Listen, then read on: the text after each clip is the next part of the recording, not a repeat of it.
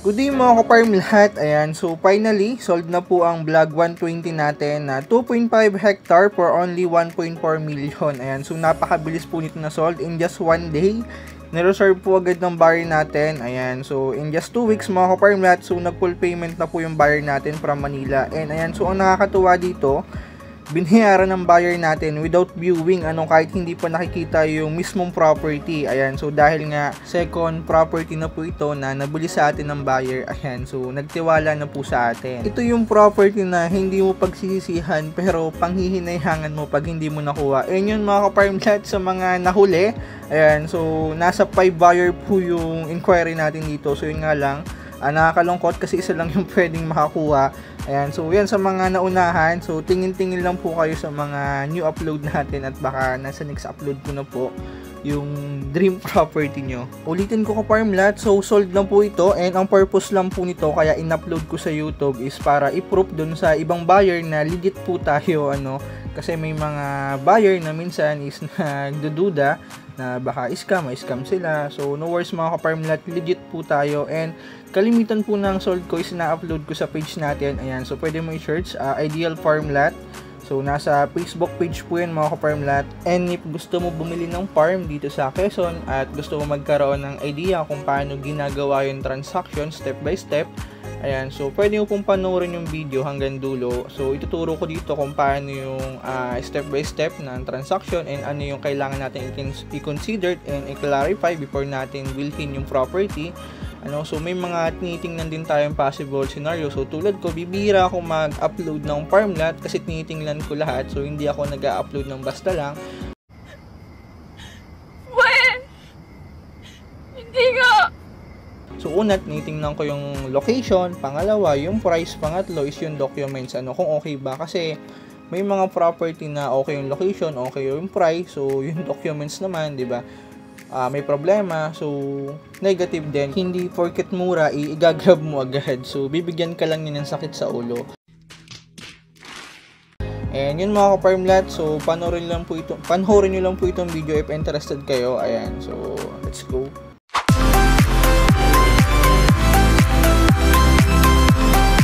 Good day ka-farm lot. Ayan, so bali nasa town proper po tayo ngayon ng Calawag. And susundin ko lang po yung pricer natin from Gumaka pa. And bali yung buyer po natin is nasa bahay na po ng seller. So yun yung napagkasunduan nating meeting place para hindi crowded and safe po yung buyer natin. Pasok tayo dong kuya. Papasok tayo.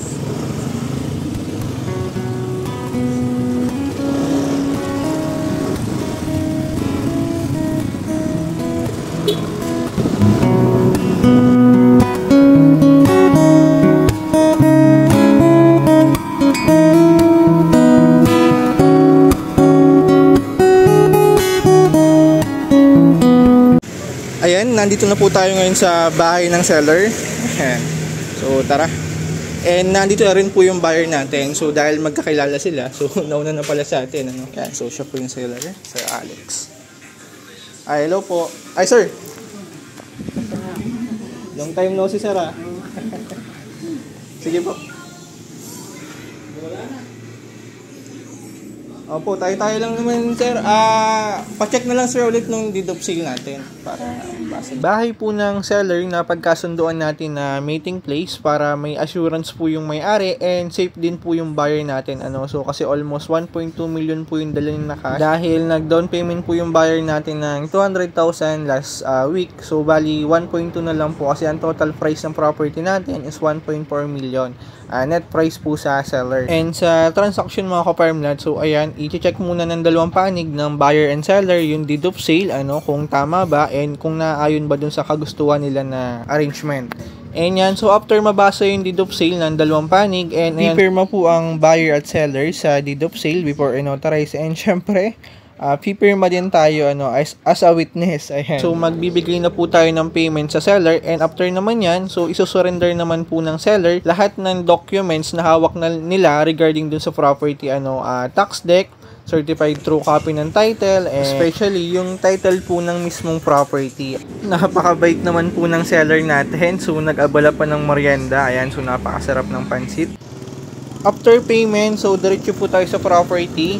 Ayan, bali first time pong makakarating dito ng buyer natin, ano. So binili niya yung property, I mean binayaran niya without viewing. So kahit sa video lang, dahil nga second property na nabili sa atin, so by trust na lang po, nagtiwala na yung buyer sa atin. So binili niya or binayaran niya kahit hindi pa nakikita, ano. So first time niya po ito mararating.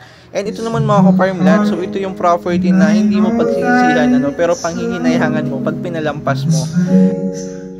Yan, so bali ito po yung first time na makarating yung buyer natin dito sa property, ano, dahil nga binili niya without viewing. Ayan, so after payment, diretso po tayo sa property. Ayan. Ay, naihi sir. Hello ma'am.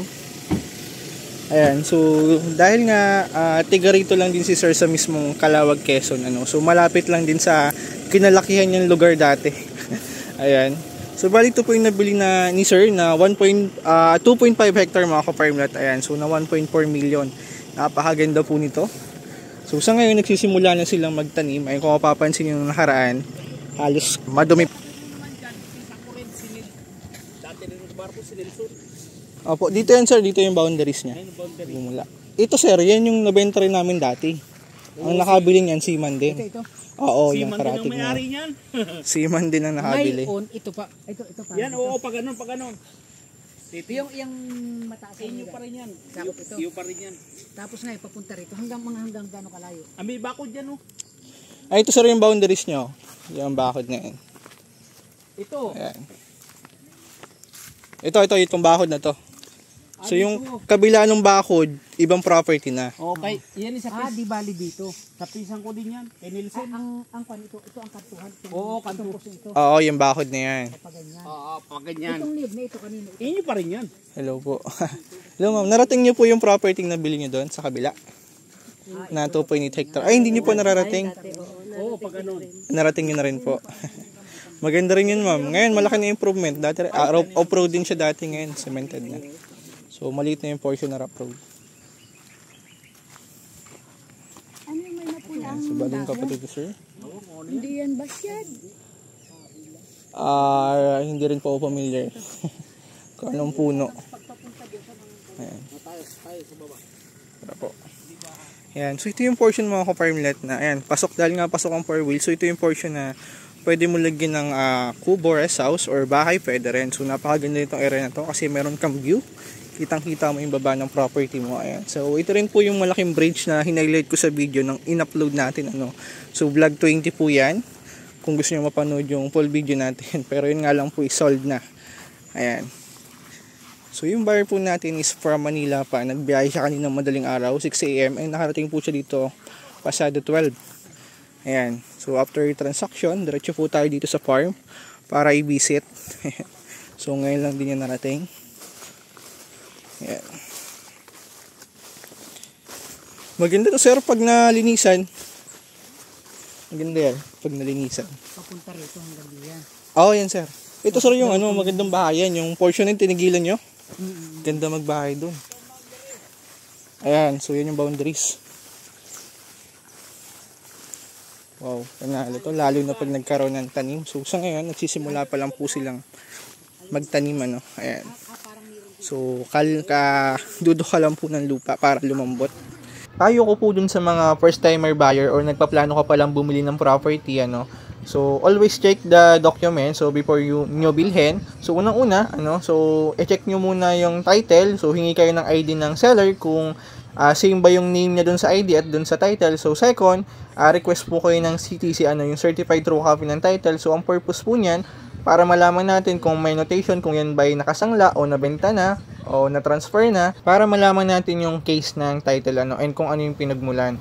So kung sakali namang merong conflict sa pangalan, kung iba yung name sa ID or dun sa title, I mean kung may mali na letter, so pwede naman po nating affidavit yan ng same person or syempre depende pa rin dun sa case kung iba talaga yung name. So syempre ibig sabihin hindi sa kanya nakapangalan, baka nabilang nila dati. So babaybayin natin yon kung buhay ba o kung patay na, kung ilan yung anak. So babaybayin natin, hindi kumot may titulo, i-grab mo agad. So titingnan din natin yung mga possible scenario. Meron po akong mga buyer na na-encounter na nahihirapan silang i-transfer yung papel kasi unang-una nahihirapan silang hanapin yung mga heirs o yung mga tigipagmana kasi nga kalimitan minsan second owner na yung nagbebenta, so nahihirapan na silang hagilapin dahil nga minsan malalayo, yung iba patay na.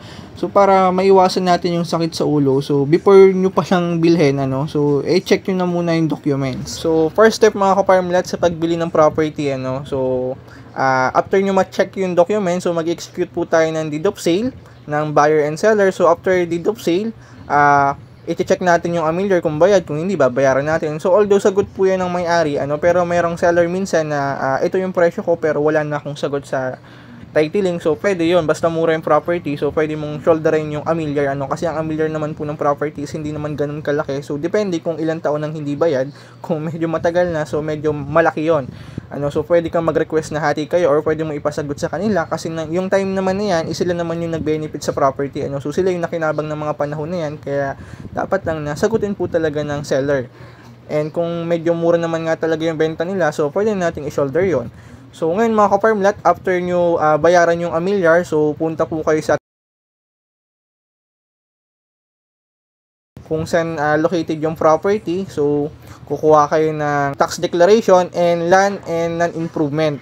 So requirements po yan sa ROD before nyo transfer yung title. So after nyo namang makakuha ng land and non-improvement tax declaration, so ipapanotarize na po yung deed of sale.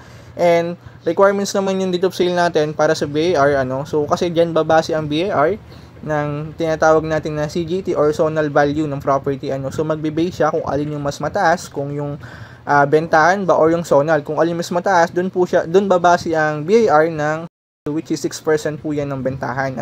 Kung sa 1 million is 60,000 po yan. So no worries mga ka-farmlat kung medyo malaki ang price ng property, kasi pwede naman natin gawing dalawang deed of sale, isang mababa, isang mataas, and yung mababa, yun po yung ipapasok natin sa BAR. So depende pa rin kung alin yung mas mataas, doon babase ang BAR kung zonal value. Pero common naman po na mas mataas ang zonal ang presyo ng lupa kaysa sa zonal value pagdating dito sa Quezon compare sa Manila na talagang halos ginto na talaga ang zonal, na halos 1,000 pesos na per square meter. So dito naman mga ka-farmlat, nagre-range lang tayo ng 15 pesos, 35, 40, and pinakamataas na po ang 100 pesos na per square meter. So sa mga developed na area na po yan, tulad ng Tagkawayan, Quezon, ayan. So pero sa part ng Calawag, Lopez, so mura pa po ang zonal value dito, lower than the seller price ng owner. So yun mga ka-farmlat, after mo bayaran ang CGT and documentary stamp, which is 1.5% po yan ng kabuuang bentahan ng property, so re-releasean po kayo ng BAR ng ECAR, Electronic Certificate Authorizing Registration. So ECAR, so requirements po yan sa ROD before nyo i-transfer yung title sa pangalan nyo. And yun mga ka-farmlat, once na na-releasean po kayo ng ECAR, and syempre kung yan po ay CLOA, kukuha kayo ng tax clearance, or kahit hindi CLOA mga ka-farmlat, so requirements po yan na need nyo kumuha ng tax clearance sa DAR. So yan, after nyo makakuha ng tax clearance, so dadalhin nyo lang din yan sa RD. So pagpunta nyo ng RD mga ka-farmlat, para hindi hassle, para hindi sayang yung abala nyo, dapat kompleto kayo ng requirements. So una, latest tax declaration. So dapat bayad po yung amilyar, so land in improvement, so nakakakuha po nito sa Treasurer Office kung saan located yung property, and certified true copy ng title nakakuha naman po nito sa ROD, sa Register of Deeds. Tapos valid ID and 10 ID po ng buyer and seller. Tax clearance nakakuha po nito sa DAR kung saan din located yung property. Notarized deed of sale with sign up po ng buyer and seller in ECAR, so Electronic Certificate Authorizing Registration. So ang purpose po nito para to prove na nakabayad na kayo or tapos na kayong bayaran ang kaukulang buwis sa BAR, and syempre especially yung original title po na hawak ng seller. So syempre SPA po kung representative ang mag-aasikaso, so need po yan. And after nyo po may pasa lahat ng requirements sa ROD o Register of Deeds, so waiting na lang po tayo sa releasing ng title. So ito po yung new title natin ngayon. So kulay green and electronic title po ang tawag yan. So meron po yung scan code sa baba na pwede nyo scan para malaman nyo kung legit talaga yung title and kung nasa system. And yun ka-farmlat, so once na ma-release yung new title, so dadalhin nyo lang po yung bagong titulo sa Assessor Office kung saan located yung property, kung anong municipal ang nakakasakop, para ma-issue po yung bagong tax deck at ma-update sa pangalan nyo. And dito po nagtatapos ang transfer ng title. So yan po yung mga step by step and guide. And kung meron man akong nalikdaan mga ka-farmlat, pwede nyo pong i-comment sa baba. Depende pa rin yun ka-farmlat sa keys ng title. So yung nabanggit ko kanina, so yan po yung step by step ng transfer of title. Pero yun nga, depende pa rin sa case ng title. Iba-iba po ang case ng title at iba-iba rin ang klase ng title. So merong OCT, TCT at may Kulawa title na tinatawag. So meron pa nga American title. So depende pa rin sa case ng title mga ka-farmlat. So sample, kung yan ay airship o manahan, so madadagdagan yung requirements natin ng AGS, extrajudicial settlement. Ipirmahan po yan ng mga tigapagmana na katunayan na pumapayag sila na ibenta yung property. Kung sample, kung sa 5 magkakapatid mo isang ayaw, so negative po yun. Kasi pwede niyang mabawi yung ari-arian o yung lupa na binebenta kahit nabili mo na dahil hindi siya, wala siyang sign up or dahil hindi siya pumirma sa kasunduan. Sir, kamusta? Ayos na. Approve ba o Approve, sir. Pumunta rito ng kanina. Oo. Tinignan ko lang ito sa namin. Oo, kaya nga kahit sa video lang, Yan, so sabi nga ng buyer natin, kahit hindi na niya biniset before payment. So sa video pa lang mga ka-farmlat, approve na. So tuwan-tuwa yung buyer natin mga ka-farmlat. Bali ito po yung farm for sale na nabili ng buyer natin, yung portion na yan.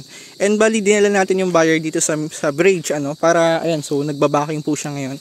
Para may idea po siya doon sa future road development sa area. So napakalawak po ng barangay road dito. Ayan, kung mapapansin nyo, almost, I think mga nasa 6 meters yung lapad niyan. So yun mga ka-farmlat, done deal. So kasama natin yung seller, si Ma'am Marifer. Ayan, so iabot sa atin yung commission. Ayan, so thank you ma'am and happy seller, happy buyer. Ma'am, okay? Okay. Gano'ng katagal mo yung inabot ng transaction natin? Wala pang 1 buwan. Oh, napakabilis. Yun. So, thank you mga ka-farmlat. God bless.